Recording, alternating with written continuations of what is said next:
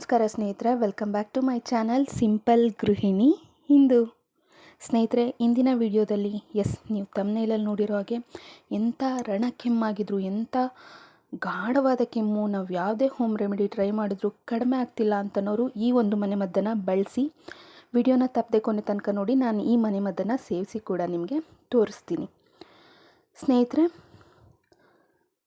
ಇಂದಿನ ವಿಡಿಯೋದಲ್ಲಿ ತುಂಬ ಎಫೆಕ್ಟಿವ್ ಆಗಿರುವಂತಹ ಸಿಂಪಲ್ಲಾಗಿ ಮಾಡ್ಕೋಬಹುದು ಈ ಮನೆಮದ್ದನ್ನು ಮಾಡೋದಕ್ಕೆ ಬೇಕಾಗಿರೋದು. ನಾನು ಬೆಳ್ಳುಳ್ಳಿಯನ್ನು ತೊಗೊತಾ ಇದ್ದೀನಿ. ಇದು ಫುಲ್ಲು ಬೇಕಾಗಿಲ್ಲ, ಜಸ್ಟ್ ಒಂದು 5 ಅಥವಾ 6 ಎಸಳು ಸಾಕು. ಬೆಳ್ಳುಳ್ಳಿಯಲ್ಲಿರುವಂತಹ ಅಲಸಿನ್ ಎಂಬ ಗುಣವು ರೋಗ ನಿರೋಧಕ ಶಕ್ತಿ ಹೆಚ್ಚಿಸುತ್ತೆ. ಜೊತೆಗೆ ರೆಸ್ಪಿರೇಟರಿ ಇನ್ಫೆಕ್ಷನ್, ಗಂಟಲು ಸಂಬಂಧಿತ ತೊಂದರೆಗೂ ಕೂಡ ತುಂಬಾ ಒಳ್ಳೆಯದು. ಕಾಗಾಗಿದೆ, ತುಂಬಾ ಕೆಮ್ಮಾಗಿದೆ, ಕೋಲ್ಡ್ ಇದೆ, ಶಾರ್ಟ್ನೆಸ್ ಆಫ್ ಬ್ರೀತ್ ಇದೆ, ಈ ಅಸ್ತಮಾ ರಿಲೇಟೆಡ್ ತೊಂದರೆಗಂತೂ ತುಂಬಾ ಸಹಾಯಕ. ಲಂಗ್ ಕ್ಯಾನ್ಸರನ್ನು ತಡೆಗಟ್ಟುವಲ್ಲಿ ತುಂಬ ಉತ್ತಮವಾದಂಥ ಪಾತ್ರವನ್ನು ವಹಿಸುತ್ತೆ. ನಾನೀಗ ಬೆಳ್ಳುಳ್ಳಿ ಸಿಪ್ಪೆನೆಲ್ಲ ತೆಗೆದು ದಳನೆಲ್ಲ ಈ ಥರ ಒಂದು ಕುಟಾಣಿಗೆ ಹಾಕೋತಾ ಇದ್ದೀನಿ.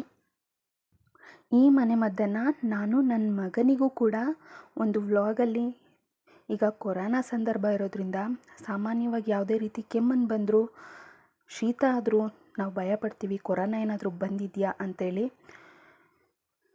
ಈ ಮನೆಮದ್ದನ್ನು ನನ್ನ ಮಗನಿಗೆ ತುಂಬಾ ಹೆಚ್ಚಾಗಿತ್ತು. ನಮ್ಮ ಮನೇಲೂ ನೀವು ನೋಡೋ ಹಾಗೆ ನನ್ನ ತಂದೆಗೂ ಕೂಡ ವಯಸ್ಸಾಗಿದೆ, ಅತಿಯಾದ ಕೆಮ್ಮು, ಯಾವುದೇ ರೆಮಿಡೀಸ್ ಯೂಸ್ ಮಾಡಿದ್ರು ಕಡಿಮೆ ಆಗಿಲ್ಲ ಅಂತಂದ್ಬಿಟ್ಟು ವ್ಲಾಗ್ ಮಾಡಬೇಕಾದ್ರೆ ಕೂಡ ನಾನು ಈ ಮನೆಮದ್ದನ್ನು ನನ್ನ ಮಗನಿಗೆ ಹಾಕಿದ್ದೆ. ಎಷ್ಟು ಬೇಗ ಕೆಮ್ಮು ಕಡಿಮೆ ಆಯಿತು ಅಂದರೆ ತುಂಬ ಬೇಗ ರಿಸಲ್ಟ್ ಕೊಡ್ತು.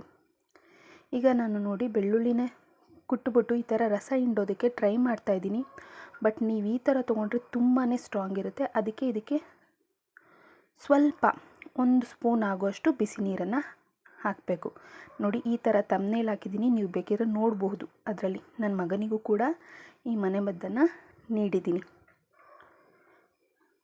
ಈ ಥರ ನೋಡಿ, ಬೆಳ್ಳುಳ್ಳಿ ರಸದ ಒಂದು ಸತ್ವ ಎಲ್ಲ ಈ ನೀರಿನ ಜೊತೆ ಮಿಶ್ರಣ ಆಗಿದೆ. ನಾನು ಇದನ್ನು ಈಗ ಒಂದು ಗ್ಲಾಸಿಗೆ ಹಾಕೋತಾ ಇದ್ದೀನಿ. ನಂತರ ಇದನ್ನು ಶೋಧಿಸ್ಕೋತಾ ಇದ್ದೀನಿ. ನೋಡಿ ಸ್ನೇಹಿತರೆ, ಇಲ್ಲಿ 1.5 ಸ್ಪೂನ್ ಆಗೋಷ್ಟು ಬೆಳ್ಳುಳ್ಳಿಯ ರಸವನ್ನು ತೆಗೆದುಕೊಂಡಿದ್ದೀನಿ.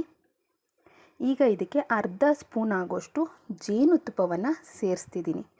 ಸ್ನೇಹಿತರೆ, ಇದೆರಡರ ಮಿಶ್ರಣದಿಂದ ದೇಹದಲ್ಲಿನ ಅಧಿಕ ರಕ್ತದೊತ್ತಡನ ನಿಯಂತ್ರಿಸಲು ಸಹಾಯಕ. ಅದ್ರ ಜೊತೆಗೆ ದೇಹದ ತೂಕವನ್ನು ಕೂಡ ಇದು ನ್ಯಾಚುರಲಾಗಿ ಕಡಿಮೆ ಮಾಡ್ಕೊಳ್ಳೋದಕ್ಕೂ ಕೂಡ ಉತ್ತಮವಾದ ಒಂದು ರೆಮಿಡಿ. ಜೊತೆಗೆ ಶೀತ, ಈ ಥರ ನೆಗಡಿ, ಜ್ವರ ಇದ್ದರೆ ತುಂಬಾ ಒಳ್ಳೆ ರಿಸಲ್ಟ್ ಕೊಡುತ್ತೆ. ಇಂಥ ಸಂದರ್ಭದಲ್ಲಿ ಬಳಸಿದ್ರೆ ಜೀರ್ಣಕ್ರಿಯೆನೂ ಕೂಡ ವೃದ್ಧಿಸುತ್ತೆ. ನೋಡಿ, ಈಗ ನಾನು ಇದನ್ನು ಸೇವಿಸಿ ಕೂಡ ತೋರಿಸ್ತಾ ಇದ್ದೀನಿ. ತುಂಬಾ ಉತ್ತಮವಾದಂಥ ಮನೆಮದ್ದು. ಇದನ್ನು ಸೇವಿಸಿದ ನಂತರ ಬೆಳ್ಳುಳ್ಳಿ ಹೀಟ್ ಆಗಿರೋದ್ರಿಂದ ಕೆಮ್ಮಿರೋ ಸಂದರ್ಭದಲ್ಲಿ ಬಿಸಿ ನೀರನ್ನೇ ಕುಡೀರಿ. ಹೆಚ್ಚಾಗಿ ನೀರನ್ನು ಕುಡಿಬೇಕು. ಆಗ ರಿಸಲ್ಟು ಕೂಡ ಚೆನ್ನಾಗಿರುತ್ತೆ, ಸೈಡ್ ಎಫೆಕ್ಟ್ ಕೂಡ ಆಗೋದಿಲ್ಲ. ಗರ್ಭಿಣಿಯರು ಇದನ್ನು ಬಳಸ್ತಾ ಇದ್ದರೆ ಉತ್ತಮ, ಬಾಣಂತಿಯರು ಖಂಡಿತವಾಗ್ಲೂ ಬಳಸಬಹುದು. ಇಷ್ಟೊತ್ತು ನಾನು ವಿಡಿಯೋ ನೋಡಿದ್ದಕ್ಕೆ ತುಂಬ ಹೃದಯದ ಧನ್ಯವಾದಗಳು.